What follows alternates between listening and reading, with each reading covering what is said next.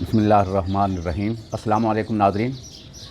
آج اسحاق ڈار صاحب کا ایک بیان میری نظر سے گزرا کہ انہوں نے کہا کہ پینشنر کا بوجھ ملک پر بہت زیادہ بڑھ رہا ہے، اس لیے پینشن اصلاحات ملک کے اندر متعارف کرائی جا رہی ہیں اور اس لیے بہت سی اصلاحات اور پینشن کے نظام کے اندر تبدیلی کا انہوں نے بجٹ کے اندر اعلان کیا ہے۔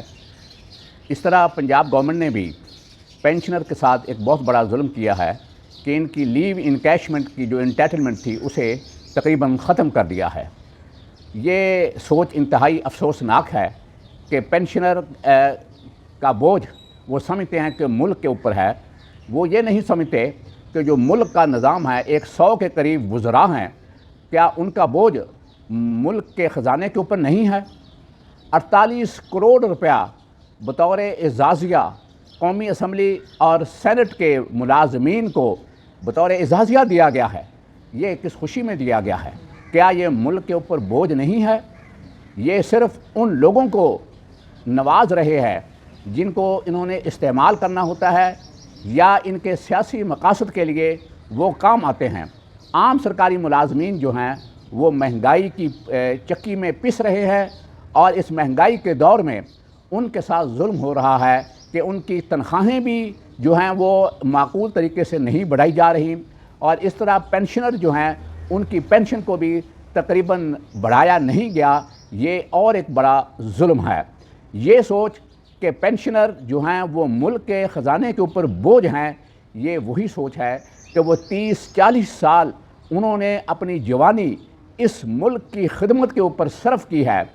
جس طرح ایک گھر کے اندر ایک بزرگ آدمی اپنی جوانی کے اندر اپنے بچوں کو، اہل و عیال کو پالتا ہے، لیکن جب وہ ضعیف ہو جائے، بوڑھا ہو جائے تو اولاد اسے کہنے لگ جائے کہ یہ بزرگ، یہ بابا ہمارے اوپر بوجھ ہے۔ یہ انتہائی غلط سوچ ہے۔ میں وزیر خزانہ جناب اسحاق ڈار کی اس رائے سے اتفاق نہیں کرتا۔ معذرت کے ساتھ ان سے گزارش ہے کہ خدا کے لیے ان بزرگ پینشنر کو اپنے اوپر بوجھ نہ سمجھے۔ انہوں نے ہی ایک عرصہ دراز تک اس ملک کا بوجھ اٹھایا ہے اور اس ملک کی خدمت کی ہے۔ اسی وجہ سے یہ ملک جو ہے ابھی تک قائم اور دائم ہے ان بزرگوں کی خدمات کی وجہ سے۔ آج وزیر خزانہ صاحب ان بزرگ پینشنر کو ملک کے اوپر بوجھ قرار دیں، یہ مناسب نہیں ہے، بلکہ خزانے کے اوپر جو مختلف طریقوں سے ڈاکے ڈالے جا رہے ہیں، جو ملک مختلف طریقوں سے خزانوں کو لوٹا جا رہا ہے، وہ طریقے بند کریں۔ یہ قومی اسمبلی کے ممبران کی تعداد دیکھ لیں، سینٹ کی دیکھ لیں اور اس طرح صوبائی اسمبلیاں دیکھیں۔ جب پاکستان بنا تھا اس وقت پاکستان کی اسمبلی کے 69 قومی اسمبلی کے ممبران تھے۔ اب دیکھیں کہ یہ کتنے ممبران ہیں، پاکستان بھی آدھے سے کم رہ گیا ہے اور ہمارے یہ ممبران کی تعداد دیکھ لیں، پھر ان کی سہولتیں دیکھ لیں۔ ان کی سہولتوں کے لیے ہر روز قومی اسمبلی کے اندر قوانین کے اندر ترامیم کی جاتی ہیں اور بل پاس کیے جاتے ہیں اور ایک خاص بیوروکریسی جو ہے اور اشرافیہ کا جو طبقہ ہے ان کو نوازنے کے لیے مختلف الاؤنسز دیے جاتے ہیں۔ کبھی ایگزیکٹو الاؤنس دیا جاتا ہے، کبھی اور الاؤنسز کے نام پر انہیں نوازا جاتا ہے۔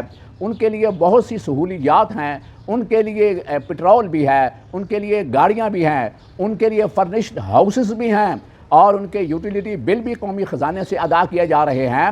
یہ 48 کروڑ روپیہ جو میں نے بتایا کہ بطور اعزازیہ گزشتہ سال قومی اسمبلی اور سینٹ کے ملازمین کو، صرف ان 2 اداروں کے ملازمین کو دیا گیا۔ اسی طرح سینٹ اور قومی اسمبلی کے اندر جو قائمہ کمیٹیاں ہیں ان کے ملازمین کو بھی اعزازیے دیے گئے، نوازا گیا۔ یہ کیا طریقہ ہے؟ صرف آپ کو ایک عام سرکاری ملازمین جو ہیں وہ آپ کو بوجھ محسوس ہو رہے ہیں، بزرگ پینشنر جو ہیں وہ آپ کو بوجھ محسوس ہو رہے ہیں۔ میں سمجھتا ہوں کہ پنجاب کے اندر جو نگران حکومت ملازمین اور پینشنر کے ساتھ ظلم کر رہی ہے، اس کا نقصان مسلم لیگ نون کو ہوگا۔ اس لیے مسلم لیگ نون کے جو قائدین ہیں ان کی ذمہ داری بنتی ہے کہ نگران حکومت کی طرف سے ملازمین اور پینشنر کے خلاف جو اقدامات اٹھائے ہیں ان پر فوری توجہ دیں اور یہ اقدامات واپس کیا جائیں۔ ملازمین کی تنخواہیں اور پینشنر کی پینشنیں وفاقی حکومت کی طرز پر بڑھائی جائیں۔ ورنہ یہ مسلم لیگ نون کے لیے ایک بہت بڑا نقصان ہوگا۔